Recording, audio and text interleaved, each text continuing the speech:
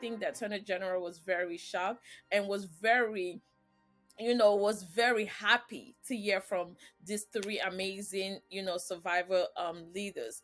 And he was so intrigued by everything that we had to say that he also appointed us to say, hey, can you guys put together some red flags when it comes to labor trafficking? And I'm gonna give you like red flags between like sex trafficking, domestic workers, like immunity, isolation in the home, inability to leave the house without an escort, no access to keys or code to enter or leave the house, no freedom to speak with individual outside the family at all, no payment of wages. They have to look for untreated injuries, sign of sexual abuse, signs of physical abuse consist with torture and such as broken bones and bruises.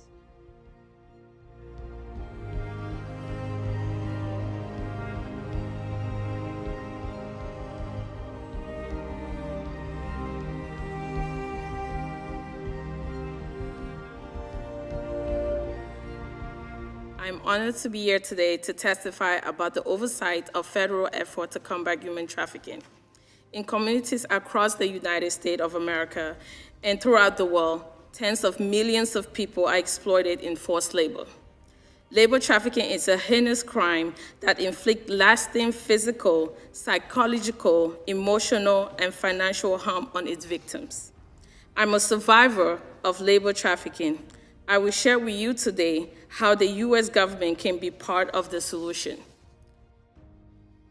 The hope is that with these two letters that we have provided to the Attorney General office is they can start taking labor trafficking seriously and use some of the suggestions, the challenges, and the red flag to get more cases into their office, to prosecute more labor trafficking cases. They're gonna take labor trafficking seriously. When I said they're gonna take labor trafficking serious, not only like identify, but they're gonna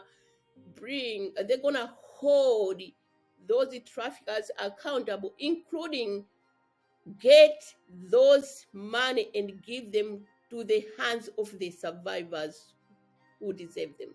So my hope is that we can take this as a global problem, that labor trafficking is a global problem, and in offices like the Attorney General needs to also follow suit by listening to survivors, and that way we can take action in fighting this horrible crime.